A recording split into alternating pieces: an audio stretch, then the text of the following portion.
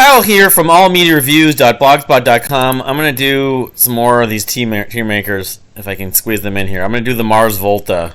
I'm going to make videos about the Tiermakers of the Tiermaker for the Mars Volta's discography. They don't have that many albums. Their best albums I like a lot. Their not so best albums I don't like. Anyway, so we'll start with Amputexture. Interesting. These different categories: gold, silver, bronze, aluminum, trash. I think part of it is because of where it falls within their catalog. This is not where I'd normally put it, but I'm gonna give it a bronze. Viscera Eyes and it's like one other shorter track, and then I concluded when I listened to this album for a while back in 2006, right?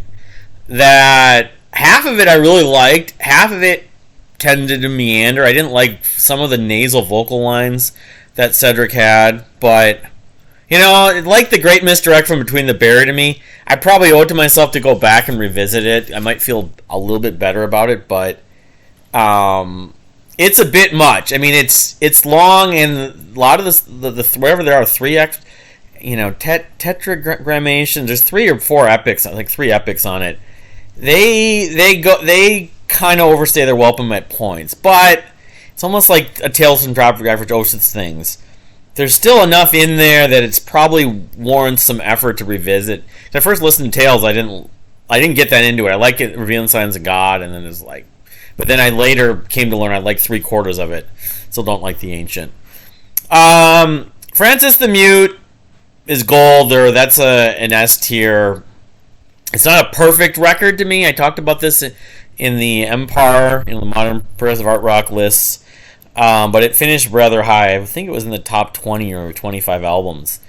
It's the segues, the climaxes are so great in this album, and it has so many different textures with the jazz elements of the trumpet and saxophone and some of Cedric's vocal lines. I mean, there's some stuff that kind of meandered a little bit, but comparably, most of the experiments and most of the sort of going off the deep end stuff actually does work to listen to it all at once. And I also concluded that the song Francis the Mute would have made this record worse, even though it was written at the same time. Obviously, it's the title. It was like an extra track. It came out on that thing, like the flagship Lanterns, whatever it's called, a couple years ago. But it was like a B-side, like a CD single for The Widow. But even The Widow's great. La Via Vasquez, whatever it's called, that Santana-esque hook I never can get out of my head. I mean, there aren't really any shorter parts. Every song, even the songs that have the main sort of chorus that you think of, or motifs, do go on for longer. So it's really kind of one stream of consciousness record. I mean, Cassandra Gemini and Cygnus, Vignus, Cygnus, they have the different movements and stuff, but they're just basically 2 long epics. But yeah, it's the Mars Volta sort of at their most creative and their peak. It's their second album in some ways. It's a case of a band's sophomore album really being their highest highs for me. Nocturna Kit, came out in 2012, was their last album until last year, 2022. I'm going to give a bronze, or I'd give it would go like in the B tier. This album is looked down upon by a lot of people, and I feel like the best moments are really good, and some of the issues I had with some of their other records weren't as present. They have a song called In Absentia. I remember I was thinking of Porcupine Tree when they put that out, but it has many songs I enjoy. Saint Christopher, that whole line with Saint Christopher. I mean, those are the biggest highlights to me, are the moments when Cedric is kind of, doing some of his falsetto wailing, and they're actually the hook gets in my head. Some people have issues with the production.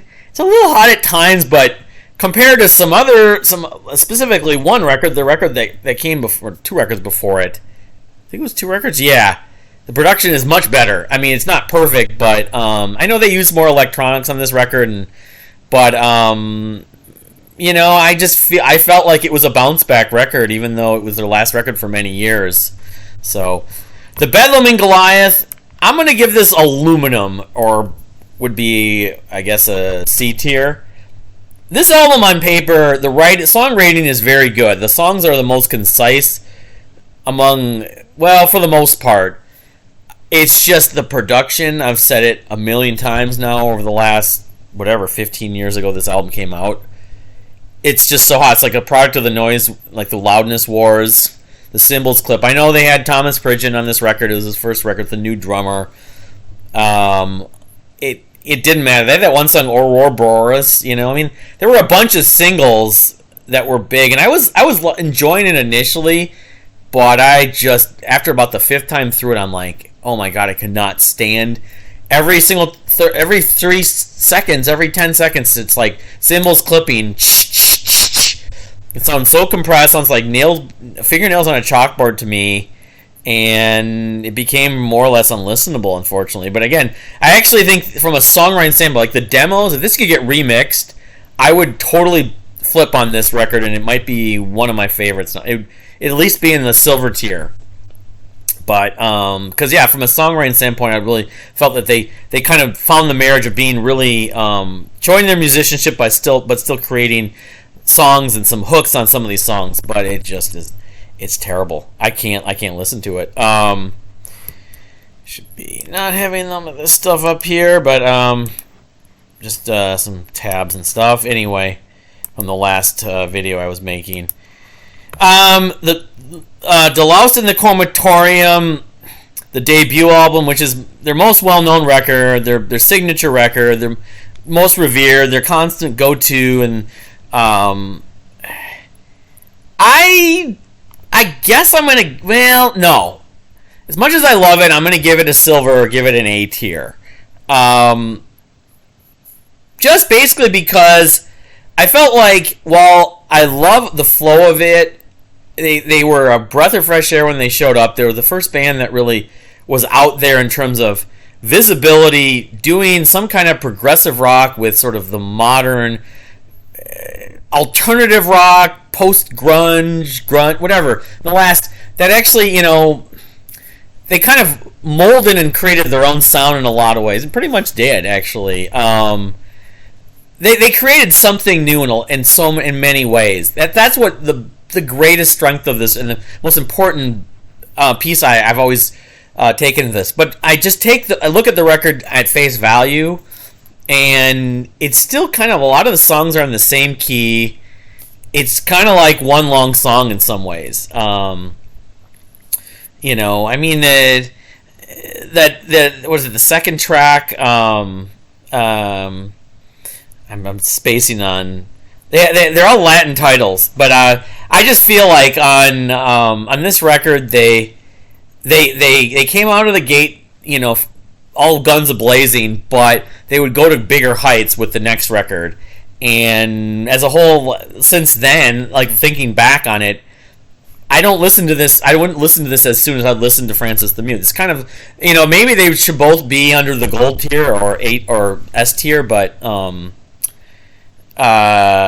like Televators. I'm trying to think of the other tracks on it just off the top of my head that I think of it for. That Exoskeletal, Judgment, that hook. When I saw them on that tour, Saul Williams opened for them, and he started going through that lyric. But anyway, so Octahedron, at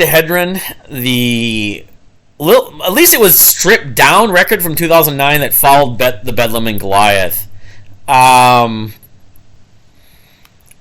honestly probably can't give it any higher than an aluminum, or would be C tier, even though every day of the week we'll listen to this over Bedlaming Goliath, just because it's more listenable.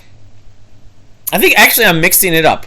Was this the album that had In Absentia? I can't remember.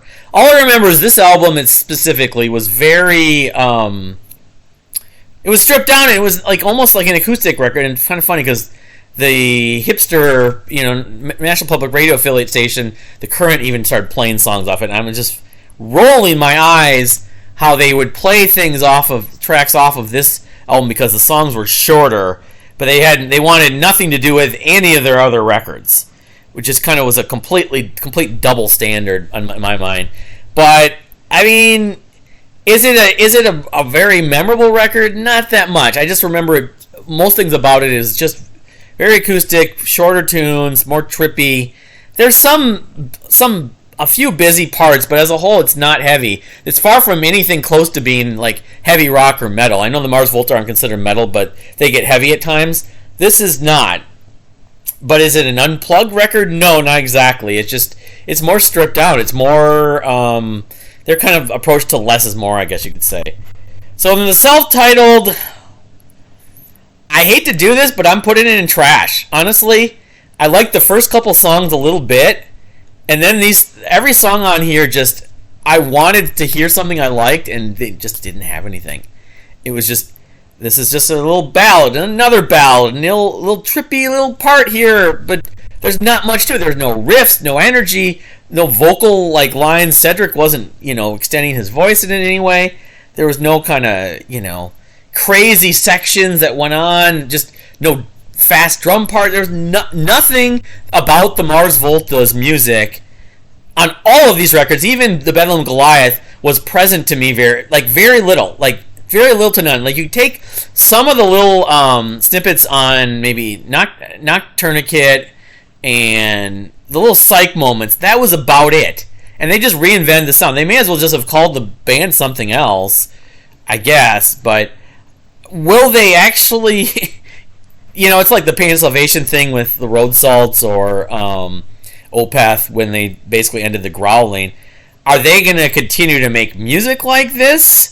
Or differentiate from their previous sound at all? I mean, they want to be quote-unquote progressive. They talked about that. It's like, well, this isn't progressive. We like punk, we like metal, we like old prog rock, Yes, or Bad Brains or whatever. I would have no problem if they went more... I thought it was going to be more jazzy, and it wasn't that much. I mean, it was just fluff to me, and I listened to it like 3 times. What are they going to do next? I don't know. I mean, again, I would like to see them return to their old sound to an extent, and they're touring now, coming to Minneapolis next month. I don't know if I'm going to end up going because the tickets are $125, but I don't know. I kind of feel like they want. I know Omar Rodriguez Lopez has this extensive solo career. He's released, because he just lives in the studio and is just probably jamming most of the time, a little bit like Buckethead and Current 93 and some of these bands that have, Tangerine Dream, an unlimited number of releases. I don't know. I know that Cedric was going to be releasing something separate, and of course they did reunion for At the Drive-In. A lot of people love that. Honestly, I almost would rather listen to that than this record, and I didn't even like At the Drive-In that much. A little bit. I like the final record, A Relationship of Command. I think it's Relationship of Command. But no, so that's my take on the Mars Volta's discography. I didn't include Tremulant, and if I was putting Tremulant in here, I would probably end up giving it a B because you could hear where they were going with Delouse and the Comatorium and some of the stuff they would do, but it was more raw, and it was just an EP. But yeah, I don't know. I don't know. Is this we're gonna get? I mean, is the rest of their work, if they do more music, it's gonna be in the vein of the self-titled that came out in 2022, or are we going to get something different? Maybe it won't sound like their old stuff, but it won't sound like this. Maybe something else. I don't know.